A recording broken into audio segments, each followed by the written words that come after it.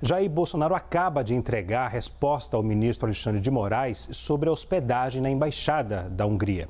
No documento, a defesa do ex-presidente diz que é ilógico sugerir que a ida ao local fosse um pedido de asilo ou tentativa de fuga.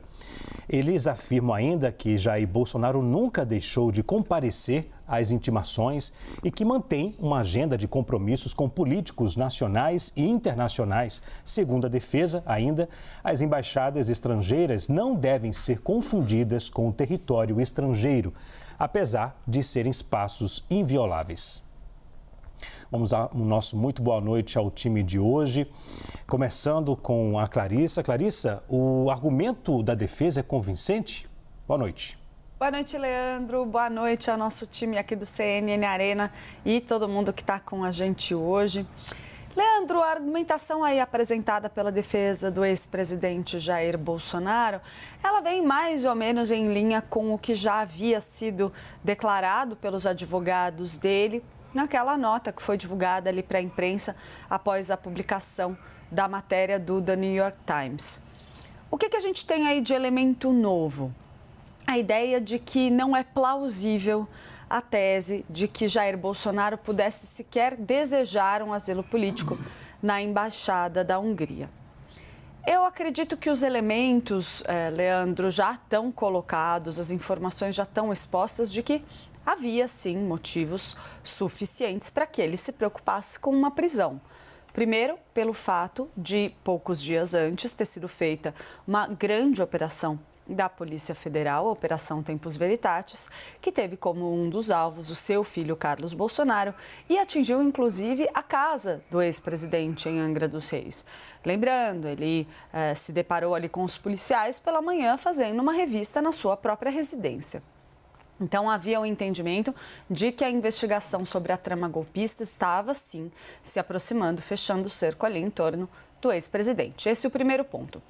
Algumas semanas depois, o ex-presidente realizou aquela manifestação na Avenida Paulista, na qual fez uma convocação grande da sua militância, encheu a Paulista com centenas de milhares de pessoas, demonstrou ali uma força enorme nas ruas, mas naquela época em que esse ato estava sendo organizado, nos bastidores aliados do ex-presidente diziam ali, sob reserva, é claro, que ele estava, sim, com medo de ser preso. A gente ouvia esses relatos com certa frequência, inclusive tem matéria minha no ar e matéria dos nossos colegas aqui na CNN Brasil, mais ou menos daquele período, que citavam esses relatos, ou seja, não é algo que a gente está inventando agora, depois que veio essa informação sobre a permanência dele por 2 noites na Embaixada da Hungria. Então, eu acredito que existiam, sim, elementos que justificariam ele ter medo de ser preso. Daí, para ele ter, de fato, buscado asilo, ok, aí é uma argumentação que ele tem o direito de fazer, ele está lá exercendo o seu pleno direito de defesa. Não me parece ainda, a mim, convincente a tese de que um ex-presidente da República, sob o pretexto de dialogar sobre diplomacia internacional com seus pares ou com o embaixador, vá dormir 2 noites na embaixada alheia. É muito esquisito, na mesma cidade em que ele vive, onde ele tem uma residência, onde ele tem um motorista à sua disposição que pode levá-lo e buscá-lo para onde ele quiser. Vamos dar uma boa noite também ao Vinícius Poit, que está na nossa redação em Brasília, não é isso, Vinícius? Boa noite. Boa noite, Leandro. Boa noite, Clarissa, Pedro, professor Alessandro e todos que estão acompanhando CNN Arena essa noite. Diretamente aqui do centro, da onde acontece tudo, né, Leandro? De Brasília. E quando a gente está em Brasília, a gente vai apurar, né, Clarissa? Da outra vez que eu vim aqui, eu estou aprendendo com os jornalistas aqui, com esse equipaça da CNN aqui, a apurar, a buscar. E nas conversas por aqui, Leandro, é muito difícil, como a Clarissa falou, mesmo com os maiores defensores do presidente Bolsonaro, justificar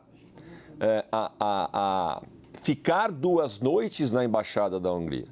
Até ia pedir ao colega, rapaz, passa na frente lá, só para eu lembrar onde que é mesmo. E não justifica, é aqui perto, sabe? Não, como eu disse, não é longe, não é uma casa de campo, não foi um final de semana, foi no meio do carnaval. Como é que vai discutir estratégias da direita no meio de um carnaval, tendo que dormir 2 noites com mala? né? E a sua família, é um negócio esquisito. Portanto, Leandro, número 1, esta resposta, eu, né, como alguém de centro-direita, que tem opinião aqui e defende meu campo ideológico, é ruim.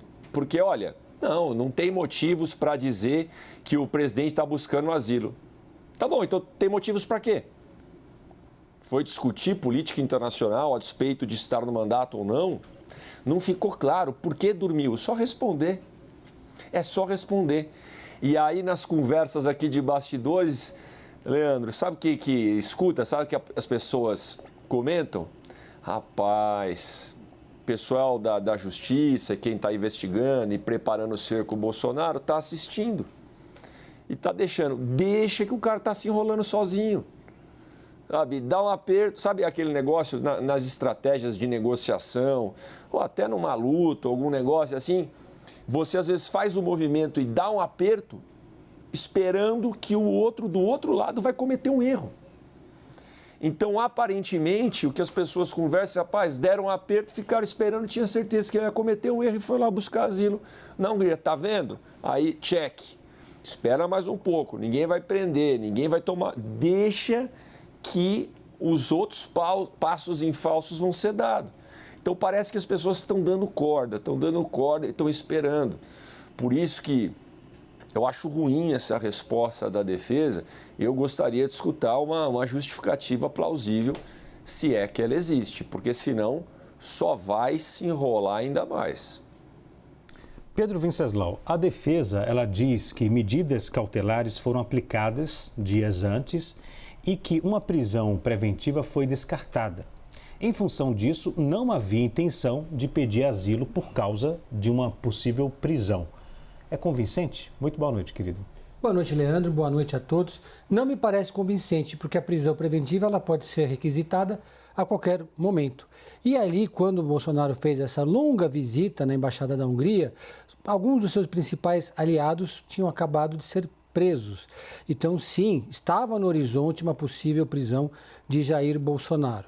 E segundo os especialistas em relações internacionais, a partir do momento que você entra numa embaixada, você praticamente já está pedindo asilo, porque você passa a ficar num lugar que é inalcançável para a Polícia Federal.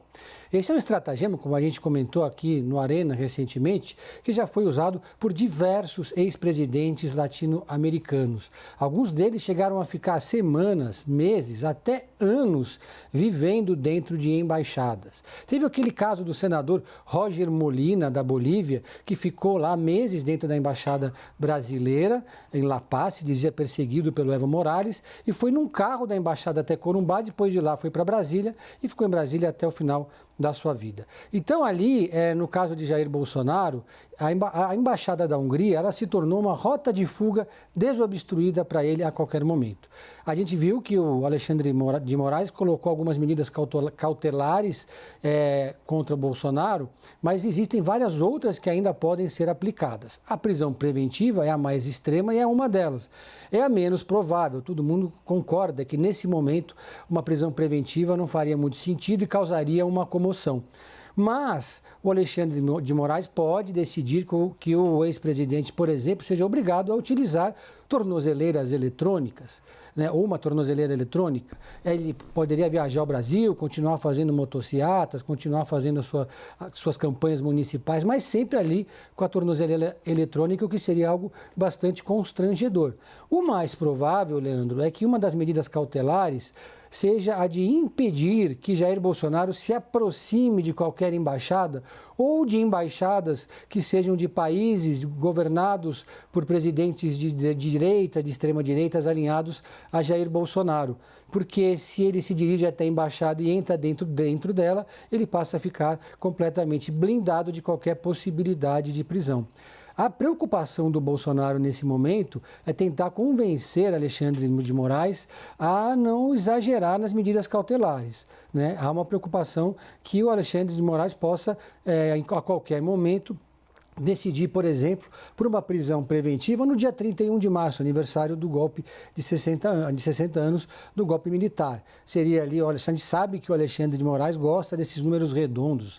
Ele decidiu por uma multa de 22 milhões de reais ao PL, é o número do partido. Mas, assim, é pouco provável uma prisão preventiva nesse momento. Há uma tentativa ali de aproximação até de Bolsonaro com o judiciário.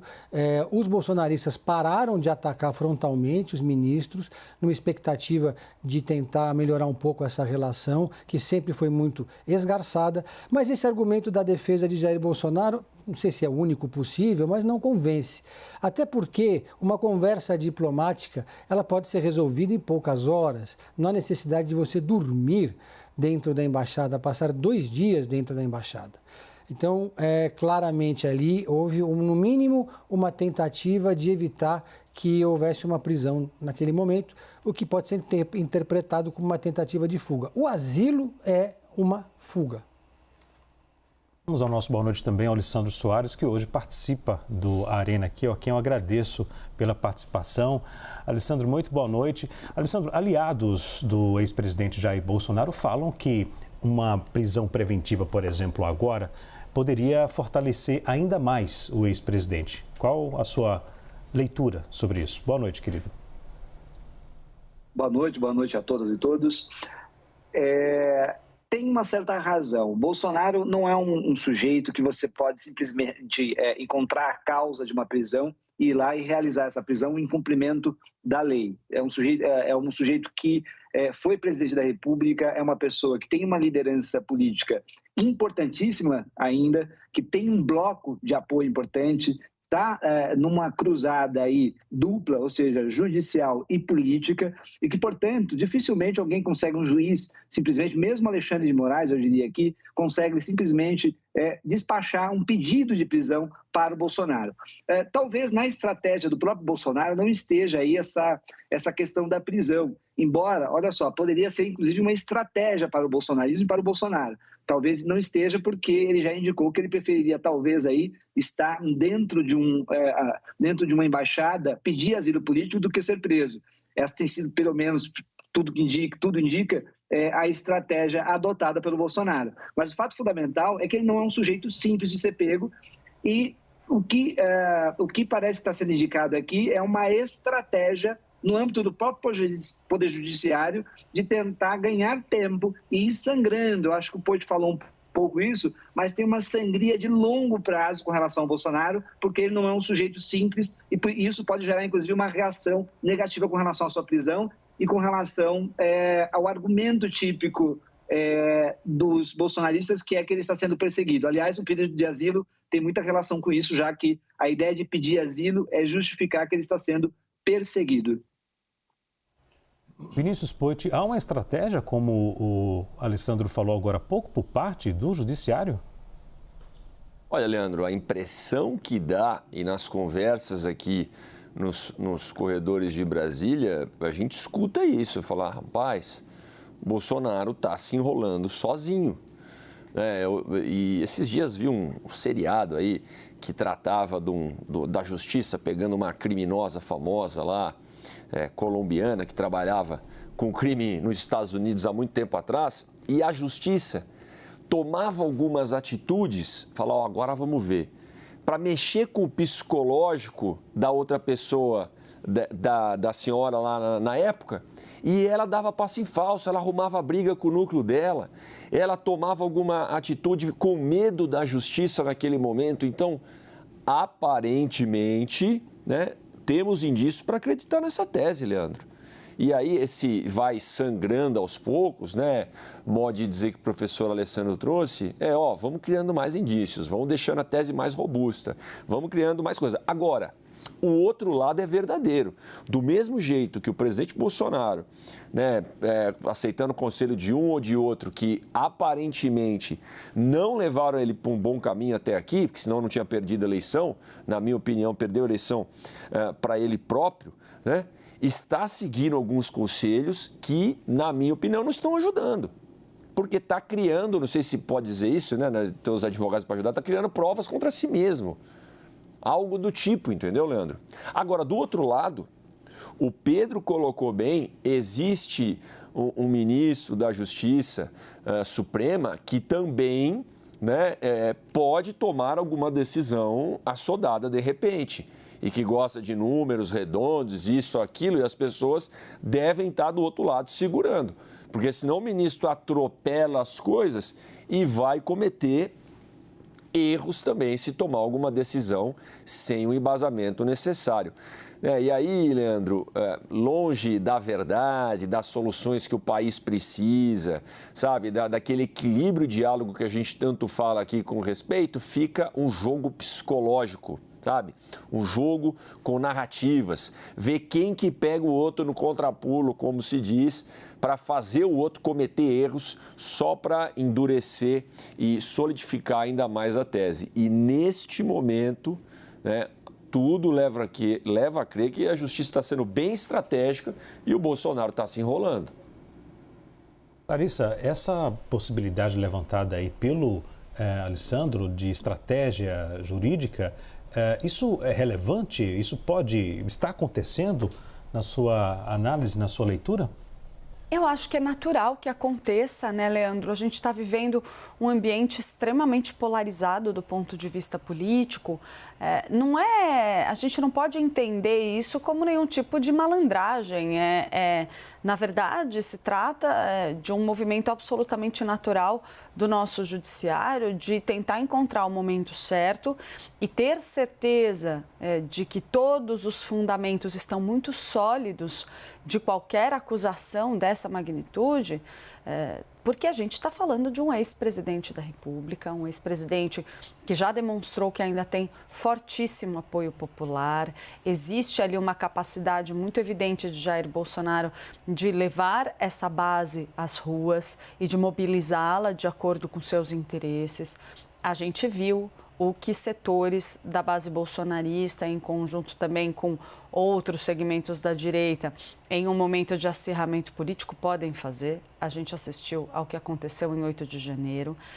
Então, é também indispensável que os nossos órgãos jurídicos e de investigação tenham uma cautela. Eu não sei se eu falaria em estratégia, mas eu acho que existe um cuidado muito grande, até para preservar as nossas instituições, garantir que uma eventual prisão de um líder que é carismático, que tem uma ampla base de apoio, não se transforme em um abalo institucional para o Brasil. É necessário que todo o movimento nessa direção esteja muito bem fundamentado, que a investigação seja muito cuidadosa, que as provas sejam irrefutáveis, para que não se crie um ambiente turbulento para o país como um todo. Caso essa prisão venha a ocorrer em algum momento, a gente não tem isso colocado até o momento, mas caso isso ocorra, é indispensável que seja irrefutável, incontestável e inquestionável. Caso contrário, vai ser muito mais difícil segurar qualquer tipo de mobilização, algum movimento para atiçar essa base mais radical que já demonstrou que pode, sim, fazer estrago no Brasil.